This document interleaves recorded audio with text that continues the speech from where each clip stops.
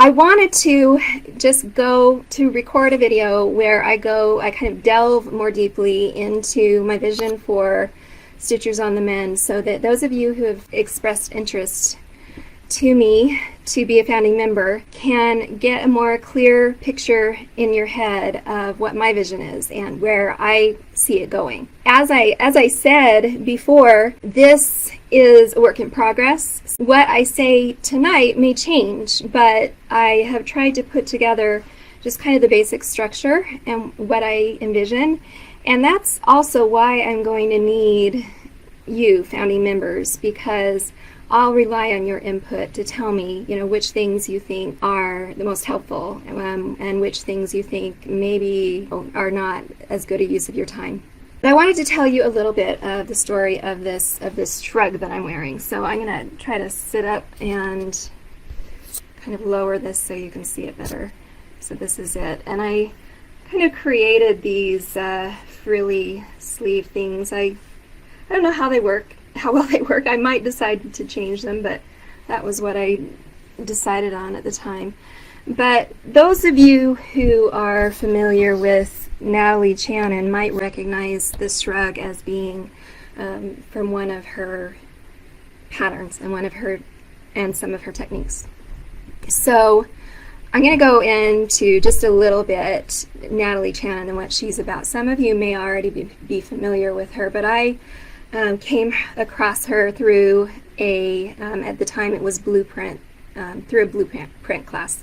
A little bit of her story that I learned from the class is that she had a background in fashion design, and she, for some reason, was brought back to her home in Alabama, and she didn't have a sewing machine, but she needed, I think it was a skirt for the next day, and with the knowledge she had of sewing and pattern development, she hand sewed a skirt and got it ready for the next day. And when she was done, she noticed she just really had an extra sense of satisfaction and pride in this skirt that she had sewn by hand. She took note of that, and that experience developed into her company, which is called Alabama Channon. So it's Alabama for where it's based, and Channon for her last name. Her company, if you're not familiar with it, she does various things, but a big part of it is teaching people how to construct their own garments through hand sewing. If you look at her site, it's I think alabamachannon.com, you will find that the things that people make and that her company makes through those hand stitch techniques that she teaches are gorgeous. They're priceless items, and if you actually buy one that's completely made by her company, it's all handmade, and they're very expensive because of the care that's taken in creating them and crafting them. That's a little bit about Natalie Channon. Another thing that I really love about her that speaks to me and my values is that she has been working hard to revive the cotton industry that used to be really strong in Alabama, and so she's helping to bring that back, but also helping to bring it back in a way that they are farming more sustainably, organically. If you buy cotton from her site, it is Alabama or organic cotton that was farmed locally, and this actually is some of that. It is more expensive, and that is something that we have to kind of come to terms with if we're trying to buy fabrics, textiles that are more sustainable, and we'll get into that more. I was willing to pay a little bit more knowing where this came from, knowing the history of it and that it was in line with my values. So, but getting into this shrug in particular, a couple of years ago, we had a family reunion in Hawaii. My husband grew up in Hawaii and his parents are still there. So they put together a family reunion, and during that reunion, his younger brother got married. And so I had to bring something that I could wear for the wedding and the reception afterwards. And I had a dress that I liked, but I felt like I wanted something to cover my shoulders. So I remembered that I had a Alabama Channon, shrug pattern and this fabric. And I just got it all cut out, got all my materials ready to go, and I took it with me. And when we were waiting in the airport and when we were flying to Hawaii, it's I think like a 5-hour flight. It's a long one. I'm sure many of you have done that. I sewed on the plane, and I wasn't finished when we got there, so I spent some of my time there sewing, which to some people you would think that's a waste of a vacation in Hawaii. But to me, it added to my pleasure, in the vacation and in the experience, and it's become part of my memory of that while we were there, I made this shrug. And when I pointed out what I did with the sleeves. This isn't Natalie Chan, and this was just me experimenting because, I don't know, I wanted to try something different. And I've kept it this way, and I might change it, who knows, but that's kind of one of the joys of making something yourself and by hand is that you can easily switch it up. I might add beads or reverse applique or something to it later on if I decide that's something I want to do. I made it and I wore it to the wedding, and I have been so proud of it ever since. And that's really how I feel about all the things that I make, whether they're handmade or machine made. And I am a long arm quilter, so I do most of my quilting on my long arm, so I'm not against using machines, but I think there's something really special about working with your hands and hand sewing, creating something entirely by hand. I really take extra pride in the things that I make that way. Well, I think machine sewing, there's definitely a level of therapy there and satisfaction. I think that for me, when I hand sew and hand make things, it goes up, quite substantially. Because the experience to me is more peaceful and I don't know, more joyful, more me, I'm putting more of myself into it. It's just really close to my heart, all the things that I make by hand and the time that I spend making them. That's kind of my lead in, talking about this shrug to Stitchers on the Mend and the things that I want to tell you about my plans and the vision that I have for it. What I'm going to want to do is share my screen, so I'm going to have to figure that out, so have patience with me. But before I get into that, I have created what is called a success path. I'm building this membership through a program that I signed up for. Some of you may be familiar with it. It's called Tribe, and it's a business that helps people set up their memberships. Stu McLaren is the guy who runs it. Building a success path is something that they want you to do. It's like the core of your membership. It's foundational. So by building a success path, you give your members sort of like a yardstick, a measuring stick to see their progress and to see where they're at when they begin. In addition to that, you give them more of a clear idea of what to expect. We all want that, right? When we get into something, we want to have a little bit of an idea of what's coming up. So there's that too. When I show you this success path, those are a few of the things that I'll be talking about, where you might be at, what you can expect, and what I have, what my vision is.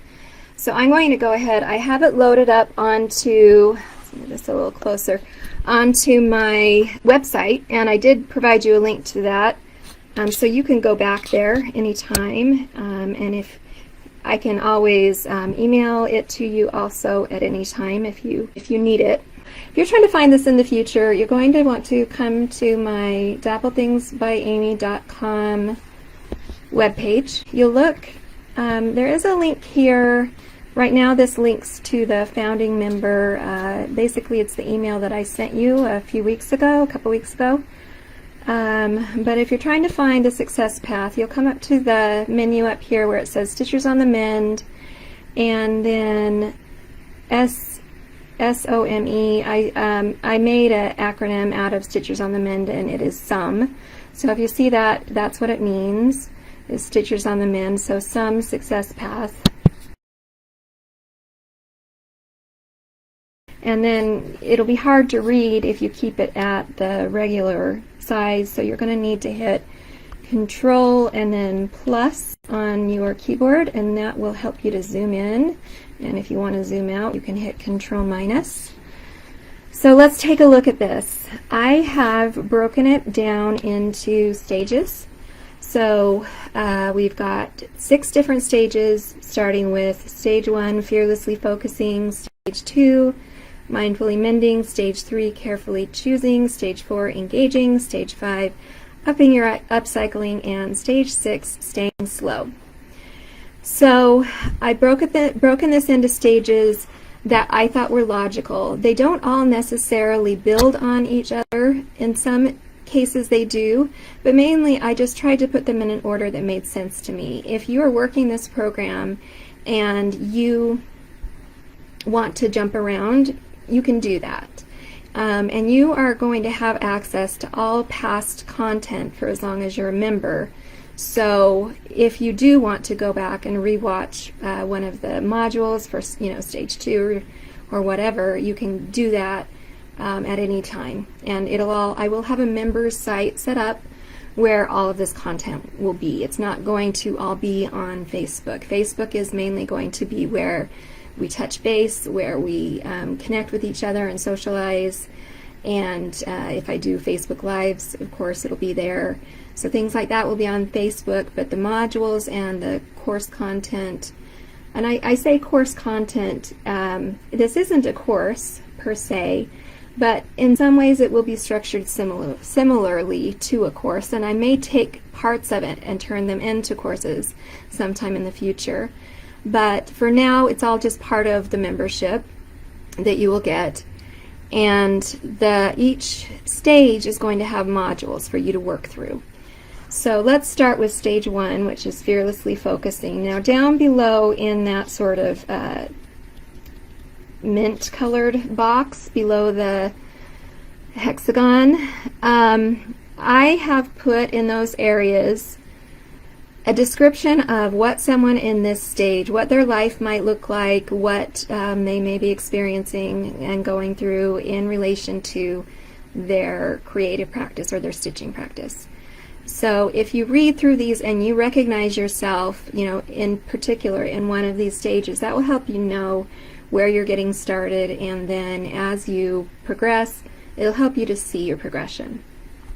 So starting with fearlessly focusing, this first module, I told you I was going to end at 4 o'clock, so I'm not going to read through the entire description, but basically just think of yourself as someone who is getting started. What I want to do first is just focus and do the basics. So if you scroll down under major milestones, you're going to see that I have 4 different modules there. So let me read those for you. The first one is, you know what to expect in the Stitchers on the Mend membership. So in that module, I'm going to be doing basically what I'm doing here today. I'm going to be taking members through the success path so that they can get a more clear picture of what to expect and where they're at and where they're headed. So that's what that module will be about. Now for each module, there is going to be basically the same content available. There will be at least one video, and there may be a series of videos. They will all be short and bite-sized so that you can watch them in your own time and progress through them fairly quickly. I'm really conscious of not wanting to put you into overwhelm and give you more tasks to put on your to-do list. I want this to be enjoyable. I want you to still progress, but I want this to be something that does not feel stressful. I want it to be easy and enjoyable and relaxing and fun. So videos, I'm just going down here to the action items. If you look in the action items over here on the left, there is an area that says standard action items for all modules. So for every module that you do, these will be the basic things that you will do. You will watch the video or videos, and then along with the videos, I will have the transcript of the videos. So if you prefer to read rather than watch, you can do that, or you can do both even if you want to. There will also be audio transcription, so you can, if you prefer to listen to it during your commute, you can do that. And so there will be those. And then the next thing, read the accompanying handouts. I've just gone over to the right. So I will have handouts that they will supplement the videos. So they will have some additional information, but I will again try to keep it manageable.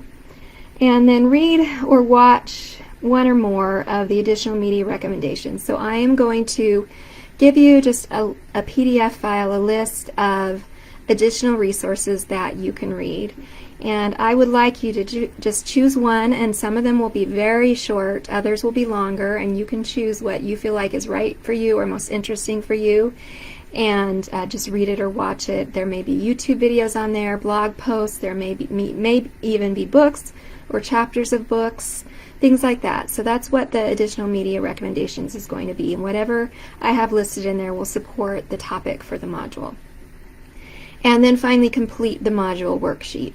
So I will have a worksheet. They're generally not going to be too difficult, and you will just, do a little bit of, writing. There'll be like a writing exercise, just something that will help you to absorb the information and help you to progress, and also something that you can show me. And I'll talk about that later, but if I ever need to see, that you've really been putting the effort in to work the program, that's helpful for me to know. So there will be that's one of the purposes of the worksheet as well. So let's go back up here to the modules. I talked about the first one. Now let's talk about the second one. You have joined and made your first post on the SUM online community. So again, there will be a module related to that. That will probably be pretty quick to get through. It's basically going to walk you through joining the Facebook community. Just make sure you get set up properly there. And the community is really going to be an important part of this membership. I think we'll see much better, more permanent progress in the things that we do when we've got a support system. And I know I will be able to find support to back that up. I know that this is something that's been shown in scientific studies, which I might go into more in that module. But just be aware that community is going to be so key, and so I really want to do my part to make sure that you're engaged in the community and that you get to know one another and that you're there for each other to support each other through this. And then the final thing, you have learned the benefits of slow stitch meditation and have completed your first 1-hour slow stitch meditation session. So slow stitch meditation it's a name that I came up for what I do basically for my slow stitch practice. And I really believe it is a form of meditation. I do have specific things that I'm going to have you do along with it. A few things that I think are really a key part of it are going to be, I would like you to not have distractions. So I'd like you to not be watching something on Netflix while you're stitching. I'd like you to be in a place that preferably is as quiet as you can find without a lot of distractions. So that's one of the things. There's also going to actually be a mindfulness meditation that I walk you through at the beginning. I'll do an audio recording of that, and it's what I hope you will do at the beginning just to get yourself in the right mindset as you're stitching. Most of the time you're just going to be spending working on your hand stitch. That is another key component of this. I do want it to be hand stitch, and when we get into this module I'll go more in depth into my reasons for that, but I believe that aspect of it is important in order for it to be meditative in the way that I believe it can be. So just keep that in mind. I hope that's something that you're willing to give some time, even if you don't consider yourself a hand stitcher, to give some time, because I really believe that you will come to love it and you'll come to feel like it's kind of your special times of the week when you're doing your hand stitching. But I will walk you through a mindfulness meditation at the beginning. I'll have that recorded, and after you've gone through my recording a few times, you should be able to kind of walk yourself through it at the beginning of your stitching. And again, it just helps you get into the right mindset so that it really is a peaceful, relaxing time. So it'll be walking you through your senses and the things you hear, the things you can see, and feel, so on. It'll walk you through all of that and just kind of help you to relax. And then the rest of the time you will just spend stitching. Stitching in itself is a big part of the meditative process. Those of you who have already have a lot of experience with hand stitching, you know that when you're doing it, it naturally, relaxes you. There are aspects of it, whether it's the rhythm of your needle going up and down, the sound of pulling your floss or your thread through your fabric, all of that becomes a part of the meditative practice, and it's really a practice that contributes to your mental health, your well-being in so many ways. So those are things I'm going to cover in that module. So slow stitch meditation is really, I feel, the background of this program. It's something I want you to start from the beginning and be building as you go. So it's not going to end with stage 1. But with stage 1, you'll just start out by learning how to do it and just scheduling 1 hour a week to work on this. So with stage 1, you're going to be scheduling and carrying out an hour of slow stitch meditation a week. And then we're going to build up to 2 hours a week if you get through the end of this. Oh, I shouldn't say if, as you work through this course. Now, 2 hours a week is not a lot. You can definitely add more to that, as many as you feel like you can do.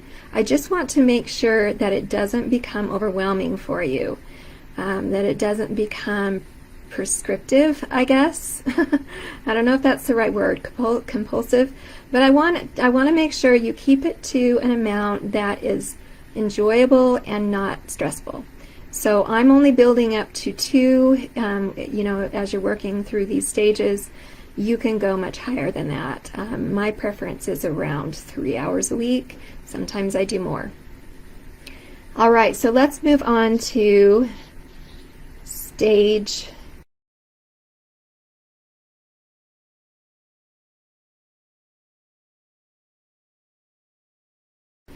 time that I committed to. So stage 2 is mindfully mending. So I think this is an important one to have at the early stages as a stitcher on the mend, because I put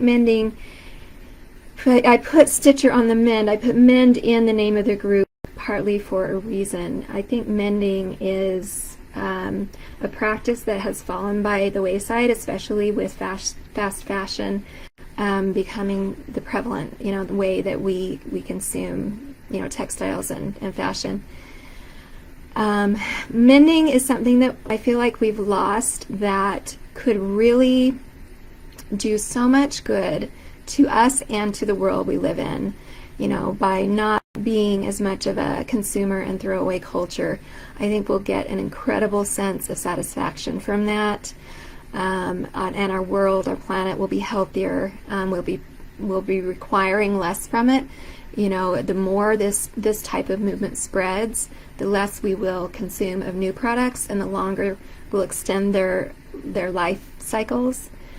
It's just really key, I think, to what we're trying to do. So mindfully mending is stage number 2. So let's go through the modules. You are a competent and creative hand mender. So in this module, I'm going to be focusing on the basics of learning how to hand mend, whether it be just, the best way to tie a knot, or a few different options for tying a knot in your thread, ways to sew seams, ways to create and sew patches. And I'm not going to be talking about specifically clothing. I'll also be carrying it over to quilting, to mending quilts, which is something I think we rarely do these days. But if you think about it, mending a quilt, so imagine you take your, one of your children's or niece or nephew's baby blankets that they've become so attached to. Just think about if you were able to mend that instead of it becoming rags. It will become rags. I mean, we all know that. You can only keep it together for so long. But if you're able to mend it and keep it going longer, just think about the joy they can have in that item for, another year, 2 years, as long as you're able to keep it together. And the mending becomes a part of the story of the item, This is something I know we don't always think about when we are creating something, is we're also creating a story. That item has a story, a background. And so as you're mending, you're building on that story. And each patch, each seam, each little bit of creative mending will add to that story that you have to tell, or that the person you give it to has to tell about it. So we're just going to go into basic mending in that first module. Now, I skipped over something in stage 1, module 3, talking about joining a community. Throughout this program, I am going to be kind of going back to the history of stitching and quilting, so that we can tap into that, because as stitchers, whatever kind of stitching we do, that is part of our heritage. No matter what our background and our ethnicity is, we all share that heritage. So when I talk about community, I'm going to be doing a little unit on the history of community in quilting and hand stitch and so on, so that we can get connected with that and we can feel like that's part of our heritage, because that will also help motivate us. It'll help us feel grounded in what we're trying to accomplish. It will help us see what has been done in the past and the potential for what we can do now and in the future. So getting back to stage 2, the second module will be, you are familiar with the history of resourcefulness in hand stitch. So we all know, or I think we do, I think it's commonly known that throughout history, stitchers, quilters have had really quite a history of resourcefulness. And I really want us to be able to tap into that, because that's going to be one of my values our values that we focus on for Stitchers on the Mend, is building our resourcefulness. So many stitchers throughout time, have had far less available to them as far as materials to work with, money, to buy materials and so on. And so they've had to be resourceful, as to make things last and to create the things that they needed. And so I'm just going to spend one module going into that history. I may dig up some things that we aren't familiar with, and I'll have stories to share about that. So that's module number 2 in stage 2. Module 3 is, you have formed an accountability group or partnership. So this is going to be where we dive just a bit deeper into the community. I think it's really, really helpful to have people you're accountable to. And you can either do that as a small group, or you can form a partnership. And I'm going to be figuring out how we go about that. I'm not exactly sure what that's going to look like right now, but that's going to come in this second stage. And then, so there are certain things that you're going to be doing monthly.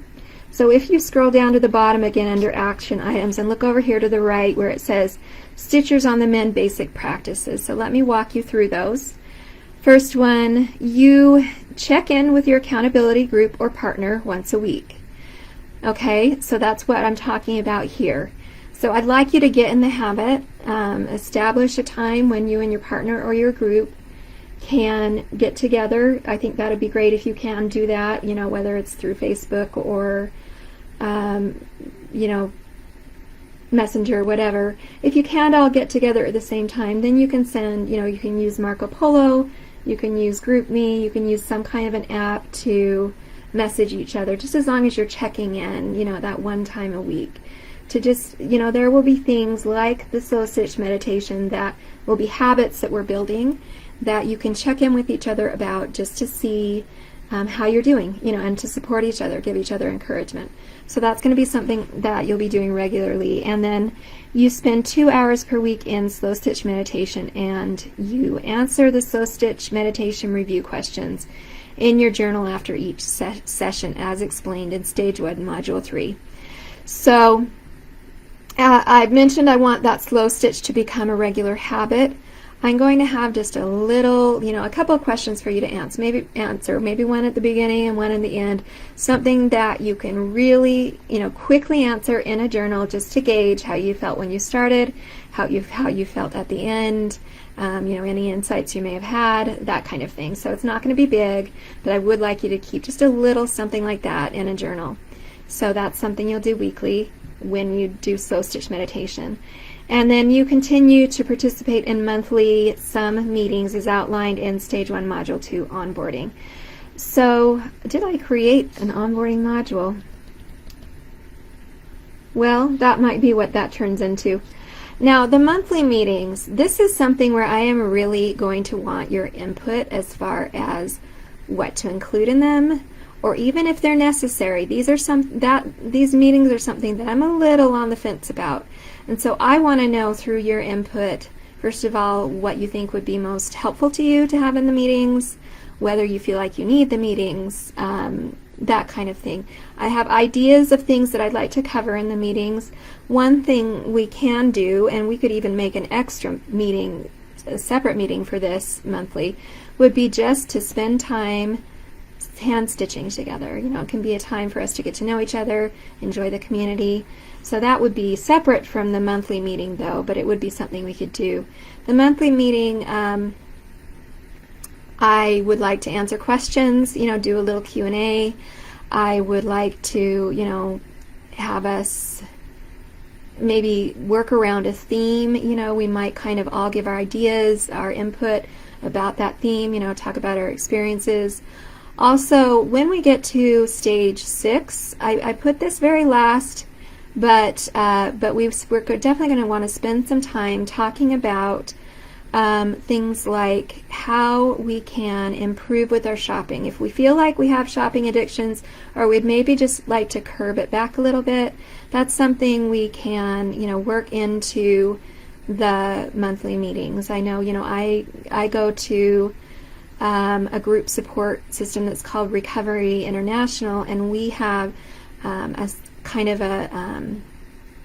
a little script. I don't know, that's not really what it is, but we have a process that we go through where people can volunteer, they can kind of talk about a time. Recovery International is about recovering from any type of depression or mental illness. So we'll talk about a time when we maybe got worked up. We got anxious, we got depressed, we got angry, whatever it is. And we'll go through these steps to talk through it. And then at the end, the group talks about the example that we gave, and they don't do it in a way that is giving advice. It's more like just saying, here are a few things, that would probably, help with this situation. Well, or that would be applicable to the situation, not looking at the person and saying, you should do this, you should have done this, and so on. So then the person just kind of listens as if they're, outside the group discusses it.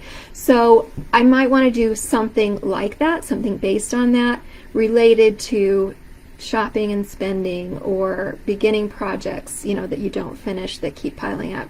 That kind of thing. So that would be something we could do in those meetings, and I'm sure there are many other things. So like I said, I'm going to depend on your input as far as that goes, what we do and whether we even have them. So that's that. And then again, you're still doing 1 hour of slow stitch meditation per week. You can do more at any time. You can do more as long as it doesn't become overwhelming. That's carefully choosing. So in this stage, I'm going to be focusing on being mindful, being careful of what you bring into your life. So what projects you choose to start, so that you're careful and mindful about that to help decrease overwhelm.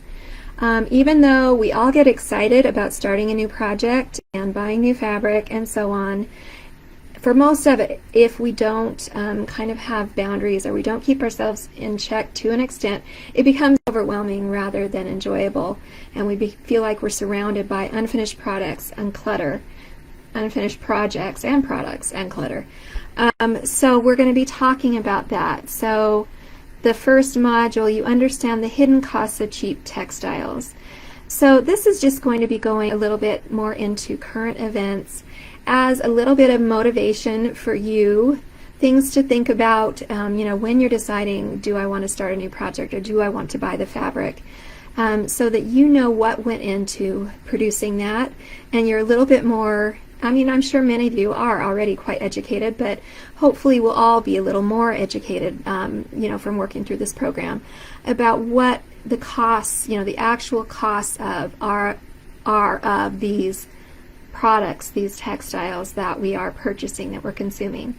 And I think that knowing these things is extremely helpful in helping us to be more mindful about what we choose to bring into our lives. So that's Module 1. You understand the benefits of a carefully curated fabric stash. Now, this is a standing joke among sewists and quilters, one of the big jokes or the memes or whatever that I often see on Instagram is she who dies with the most fabric wins. I have no problem, joking about those things and laughing about it. I think it's good for us. However, as Stitchers on the Mend, we are going to have, we're going to need to take this maybe a little more seriously than just, the average stitcher. So just thinking more carefully, more consciously about what we bring into our lives again, and being and finding ways to think about it that help us feel more in control, more mindful, more like what we're starting for a purpose that we know we stand by, that kind of thing. So that's carefully curating your fabric stash, thinking of ways to be a little more conscious about the fabric you bring in, and and also about the consequences of just bringing in fabric without being careful.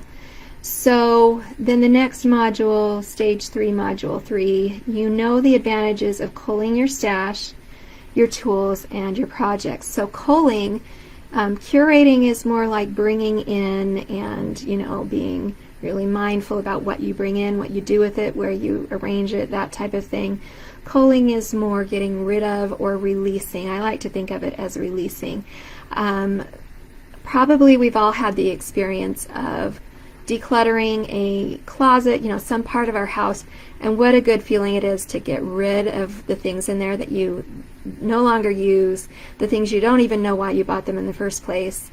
And it's like a burden lifted off of you, and you have so much space, in your home. In this case, it would be in your sewing room or your sewing area.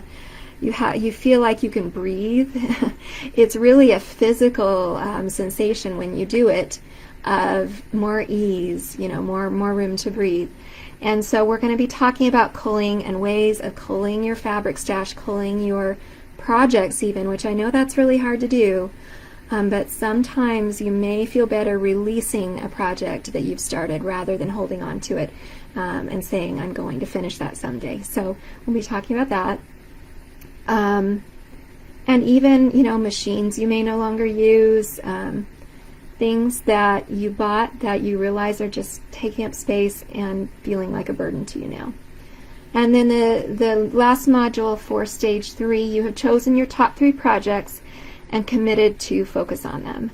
So I want us to focus on 3 projects at a time until we finish them. This is going to be another one of those things you can check in with your accountability partner or group about, is how you're doing with that. Because I know with me, I have a really hard time sticking with something till I see it through.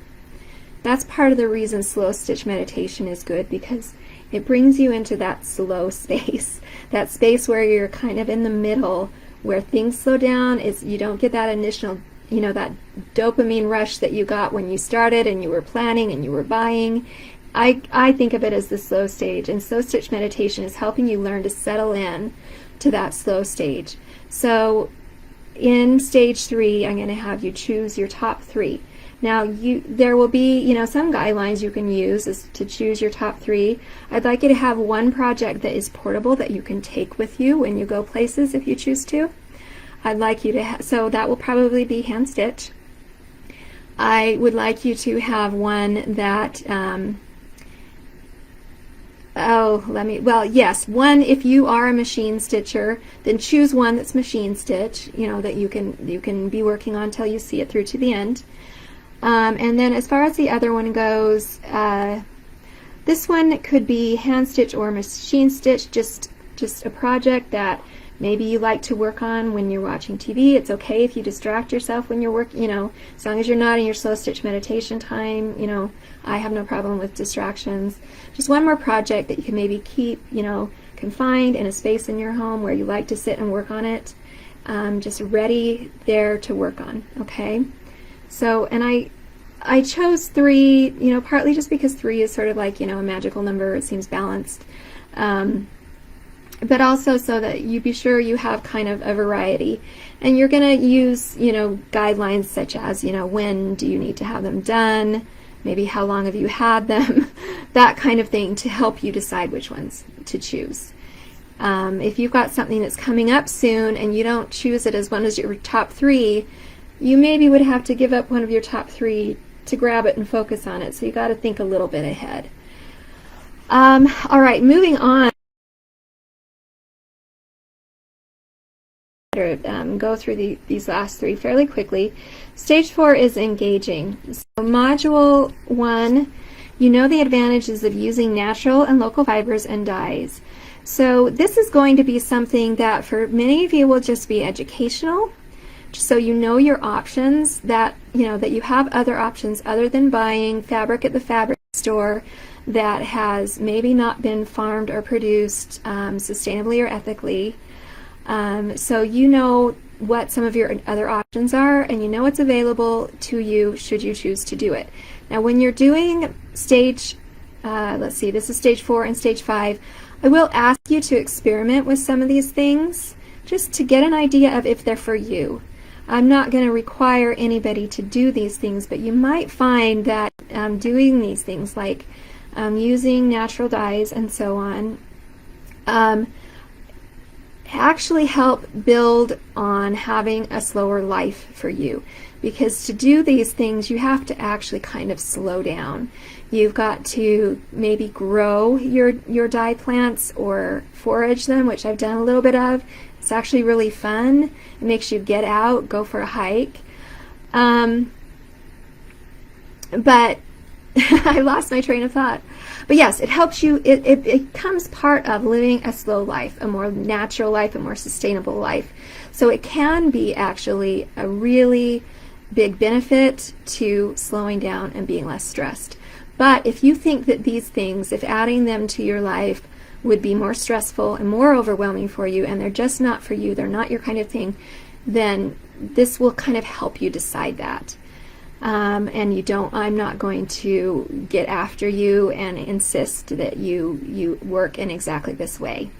So the first thing then, we're going to talk about the natural and local fibers and dyes. The second module, you've learned about foraging for dye stuffs and growing a dye garden. Okay, again, you'll be learning about it. I will probably ask you to grow some kind of a thing in a pot. So if you're like me, you do not have a green thumb. I definitely don't, but I'm going to be doing this too, just for the experience, to see if it's something I want to continue on with. To this date, the things I've used for natural dyeing have either been things that I have bought online from Dharma Trading Company, or things that I have foraged. So, growing a dye garden is totally optional, but I want to delve into that to introduce you to it, so that if you think it's something that would enrich your life and your stitching practice, your creative practice, then you'll know more about it. Some of you, again, any of these things I'm talking about, you may have a great deal of experience with, and if you do, that's great.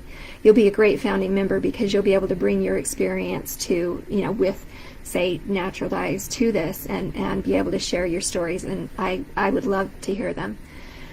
So moving on to stage 4, module 3. You have begun to participate in demanding change from the current textile industries.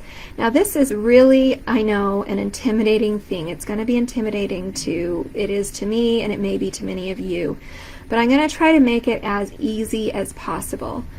First of all, I know many of us, we vote through our pocketbooks. So I am going to introduce, ways of, first of all, quickly and easily, I may form a database or something like that, finding out if the companies you're buying from, finding out if they produce their textiles sustainably and ethically. And I'm going to need to do a fair amount of research to figure this out, but I want to have that available to make it easier. And so, one of the ways we're going to show that we want change is by supporting the companies who, work in a way that echoes our values. And another way is I would like, maybe on a yearly basis, maybe more, maybe, I'm not sure, but to send out, maybe letters, maybe petitions. And in those cases, you wouldn't probably be required to do a whole lot rather than sign your name to them. If you wanted to become more involved, then definitely you could. So that's what that module is about. And then, of course, you will still be continuing to do your slow stitch meditation, checking in with your group, and attending mending meetings, assuming we do have the monthly live meetings. All right, we are to stage 5. We're almost there to the end. Let me get up where you can see it. Stage 5 is upping your upcycling. Now, I am really excited about this stage. I really hope it's not going to be overwhelming for you. Again, I'm going to try to keep things pretty light and simple. Whatever I ask you to do will probably just be a little experiment to get your hands wet, to see, so you can experience this thing for yourself to see if it's something you want to do. So the first module, you understand the advantages of thrifting and upcycling, and you know where to look for previously loved fabric, batting, and supplies. So I've been a long time thrift store shopper, and I've got a pretty good idea of where to find things for not just clothing to wear, but for sewing and quilting. And some of the things I find are in places you might not think to look. So I'm going to be kind of, I'll probably even take you on a little thrift store shopping trip with me, and we'll see what we can find. It'll be fun. So there's that. That's module 1. Module 2, you have learned about felting, raveling, and other unusual ways of getting what you need. Okay, so this is taking things like wool felt or wool roving, I guess is what I mean to say, or a wool sweater, and turning it into felt to use for applique and things like that. Raveling, that's what I call taking a sweater that you can ravel, you can unwind, pull it apart, and that is a way of getting embroidery floss or yarn that you can then use in other ways. So if you find a sweater that you love the color and the texture of the yarn in it, and you can do that. There's no shame in doing that. It doesn't have to remain a sweater. You can use it in other ways. And so then I'll be covering those and other ways of finding things that you need for your creative projects. The next one, you have learned about overdying, block printing, painting, and stenciling. This to me is tons of fun. I like to think I'm an artist. I feel a little self-conscious saying I'm an artist, but I really enjoy any kind of art. But you do not have to be artistic to do this. Overdying, we'll go into how to overdye things to brighten them up, give them a new look, make them fresh again. Block printing, you can use so many things for block printing, even household items. That's going to be tons of fun. Painting, I might walk you through, a few simple ways of creating botanical designs, that kind of thing. And stenciling, that's a super easy way to get a new design onto, say you're using a men's solid shirt to create fabric for a quilt that you're making. You can brighten it up, liven it up by using any of these techniques. And it just makes it fun, exciting. It's like, I'm really excited about this whole stage. Okay, you have learned about applique, reverse applique, layering, and channeling. Okay, I think most of you probably know what those things are. Those are just more ways to take maybe clothing or sheets or something that you are using for quilting, for hand stitch, and make them just really fun and interesting and artistic. And then you have learned about sashiko, boro, hand embroidery, and thread painting. You probably know what most of those things are. I think sashiko is trending right now, so we'll be learning about that a little bit. Hand embroidery. There are some ways of doing visible mending with embroidery that are very clever, very creative, so that's going to be really fun to do. Thread painting, if you don't know what that is, go ahead and Google it, but I have done a fair amount of that. It's very enjoyable, and it's a great way to bring your own personality to what you're making.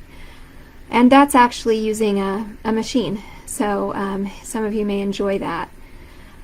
Then the final module for stage 5, you have learned about scrapping, collaging, couching, and other ways of using leftovers. So we all know that when we create, whether we are quilting or sewing clothing, there are always scraps. We usually hang on to those thinking I'm going to use this someday, and often they just sit until finally we need to throw them away, or someone inherits them from us. But I would like us to be more intentional about using those scraps. I love collaging. I've done a fair amount of that, so we'll go into that and some techniques for that. Scrapping, when I say that, that's more like scrap quilting, which is a great way to use up your scraps. Couching, there's various ways that you can take even tiny little pieces of fabric and use them. And then that's the final module. This is a long one, but I think it's going to be tons of fun. We may need more than most of these stages. When I introduce this content, what you see here in front of you is what I'm going to call my core content. When I introduce it, I'll probably release one stage per month, and we'll have a whole month to work through the stage. This one I may give 2 months. Since there's only 6 stages, I may even give it more than 2 months because there's so much to cover here. And I may do that with others of the stages as well, but this one in particular I think we'll need some more time for. Let's move on to the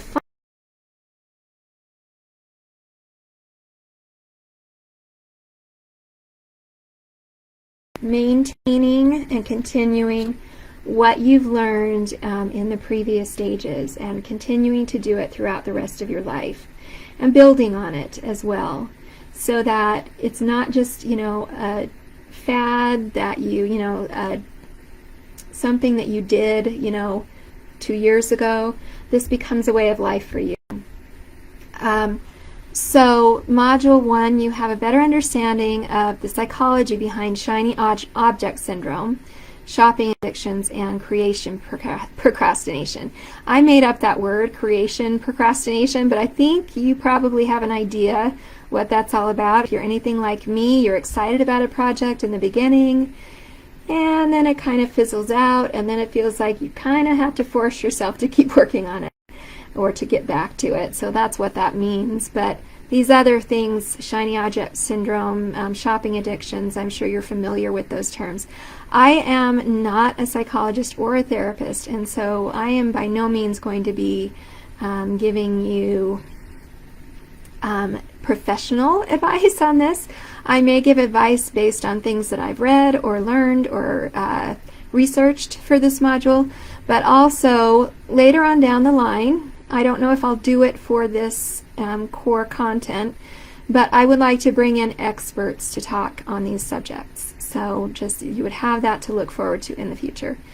And then module 2, you've learned effective ways to retrain your brain and replace your habits, and you've committed to the actions you will take. So this will be building on module 1. You're going to take some of the things you've learned. You may pick and choose, or we may even over time develop a system. But things that you've learned that will help you, going back to, I believe stage 3, help you be more mindful of what you bring into your life, or stage 1, helping you to develop a mending mindset.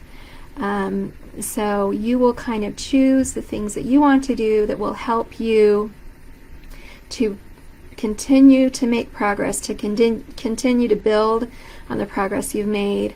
And those will be things that, I may even have you just kind of write them down, sign your name, say this is what I commit to, and then over time you'll be checking back in, with yourself, with your accountability partner or group, and these will be the things that you stay focused on and committed to over time. And it'll also be the techniques or the actions that you will continue to engage in to help yourself continue, to progress. So then module 3, you've set long-term goals for your fabric stash and your creative practice. So this is a little bit similar, but this is specifically related to what do I want my fabric stash to look like over time? What is my ideal in this area? And your creative practice as well. What for me would be an ideal level of, so for example, do I want to try to grow a dye garden? Things like that. You're going to kind of create your own goals and decide, what you want your life to look like as far as your creative practice goes and your stitching. So then module 4, you've committed to recommit and refine your course of action as many times as necessary to transition your creative practice from being overwhelming and unfocused to being intentional and healing. So this is something that I know I am going to need to do, over and over again over time.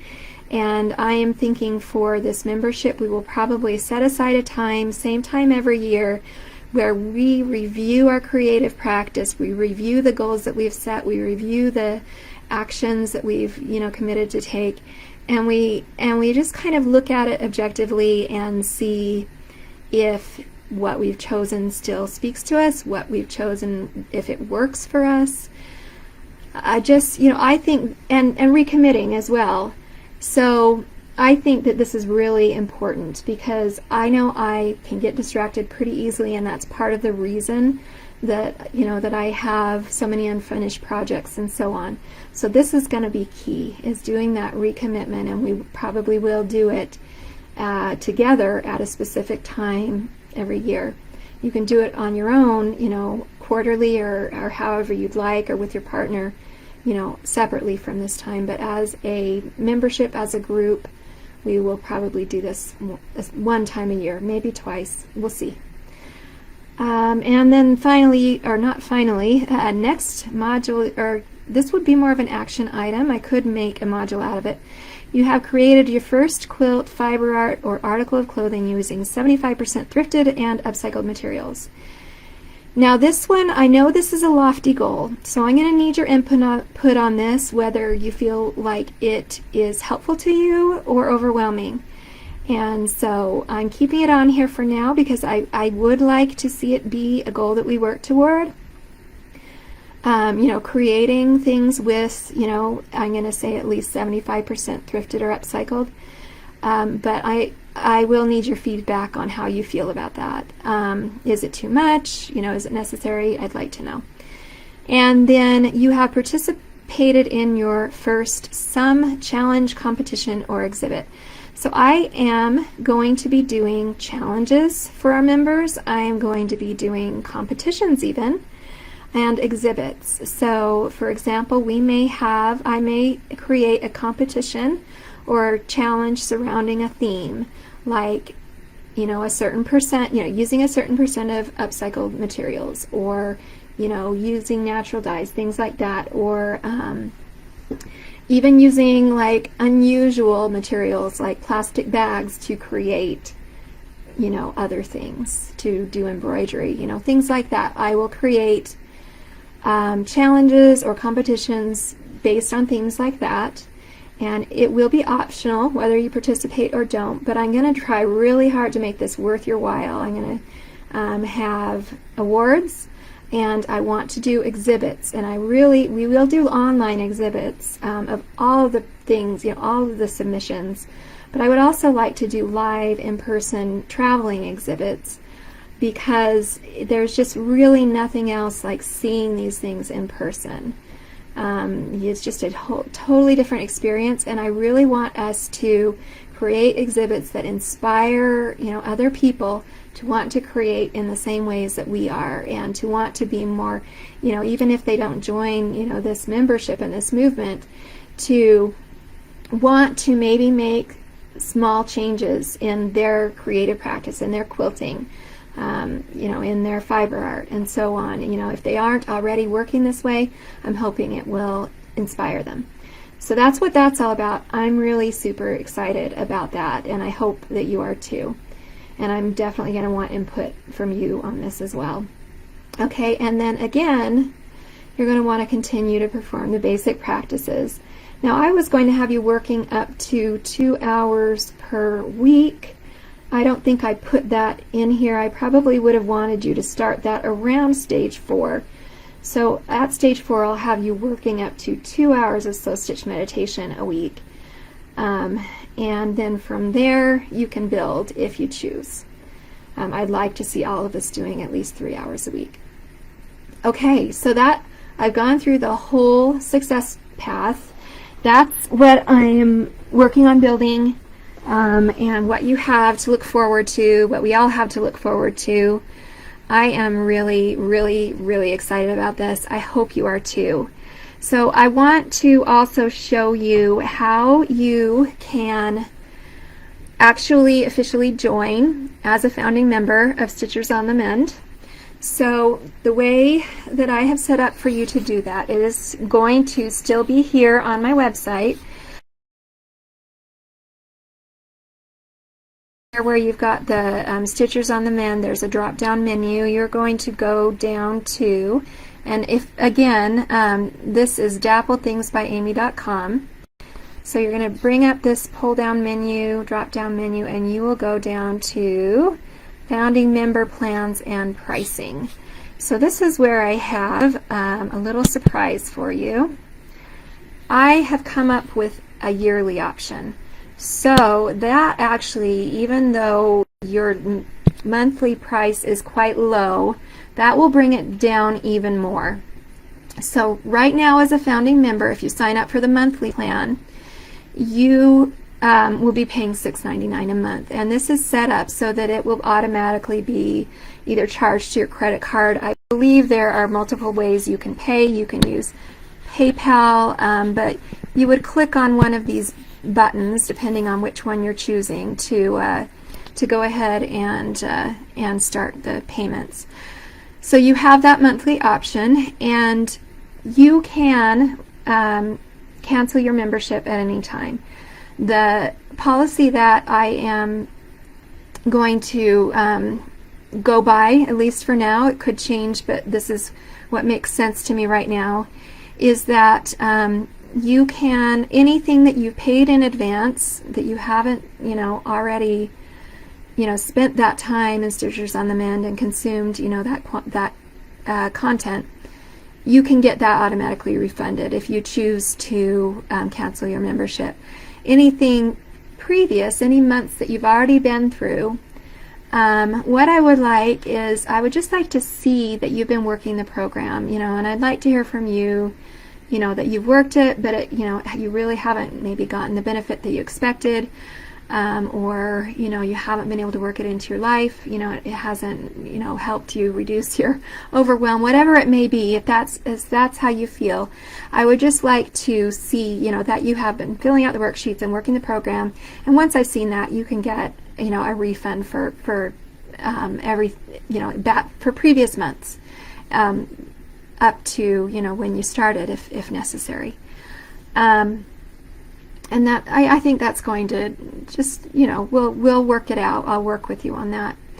And then the same will go for yearly. So if you sign up for the yearly plan, you'll pay one payment, and it will be $69.90 for the whole year. So that is giving you a discount. You'll be getting 2 months free. And for as long as you're a founding member, you will have this yearly option. So it would just renew yearly. It would be $69.90. It'll never go up. And that's the main benefit of doing it yearly. You will get that discount. Other than that, the membership will be the same for you. So if you scroll down, I've included a list of things that you're getting with your membership. Now I actually need to go through and edit this because I ran out of time. But you will be getting the same things, you know, regardless of whether you're paying monthly or paying yearly. And it's just that with the yearly payment you pay, you know, you get the 2 months free. So that's up to you, whatever works best for you, however you want to set it up. So you'll just hit whichever one you choose, you'll hit select. It will take you to a checkout screen. You will need to create an account and log in, and that's important so that your information stays private. And then it will take you to the payment where you'll decide what kind of payment you want to use, and you'll just take care of all of it right here. I have not actually gone in here and gone through the entire process since I am not signing up for it. So if you have any problems going through this payment process, let me know so that we can figure it out together. And you can always message me on Facebook. I believe, if you are watching this, you probably are part of the Stitchers on the Mend excuse me, founding members Facebook group. I'm going to take a drink of water here.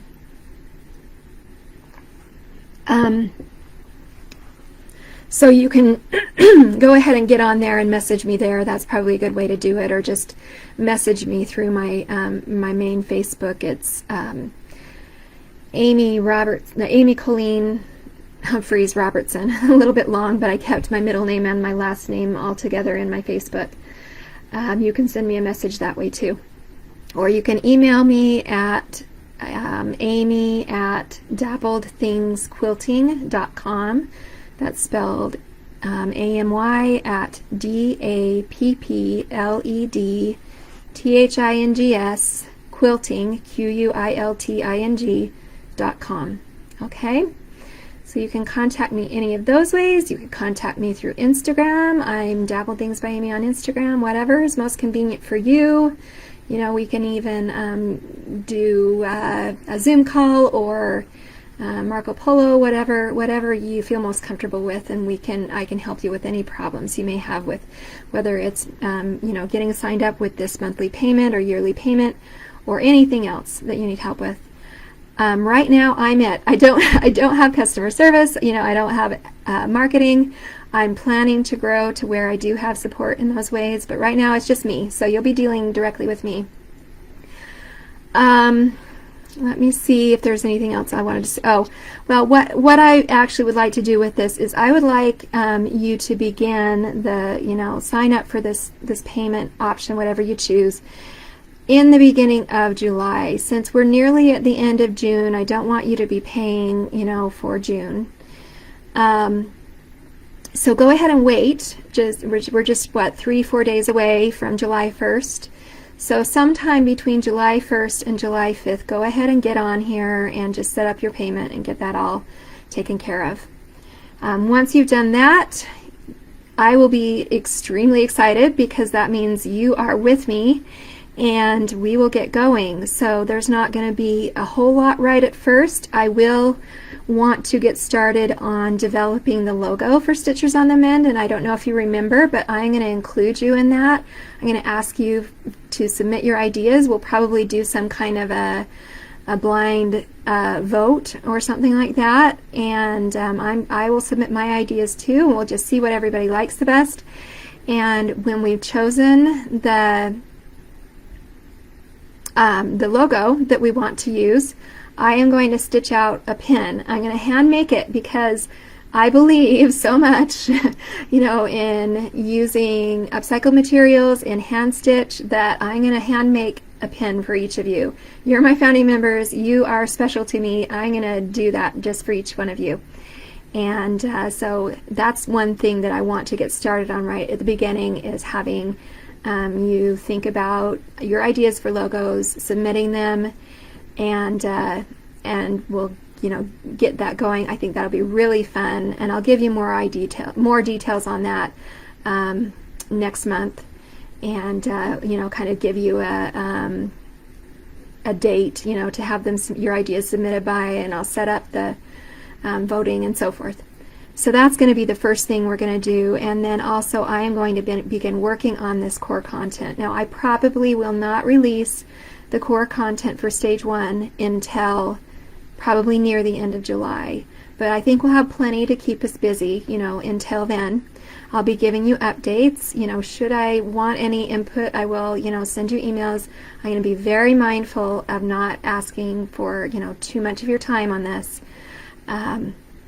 I've said it before and I will say it again. That is very important to me. I do not want this to be something that makes you feel overwhelmed. I want this experience to be something that is enjoyable, something that helps you slow down in your life, something that helps you feel more grounded and peaceful. And that's going to be my goal all the way through. So, as I keep saying, I will want your input on that. You know, if something that I'm doing is too much, if it seems maybe not quite relevant, let me know, because I can make adjustments, and that's what you're here for. Okay, I think I have covered everything. If you have any questions, again, I just mentioned the different ways you can contact me. Please, please, please do contact me with your questions. I will probably do a Q&A also sometime in early to mid-July. And I will answer your questions individually as well, but just to start building up a resource of frequently asked questions, and to just make sure you get your questions answered and that I am seeing you, I'm hearing you.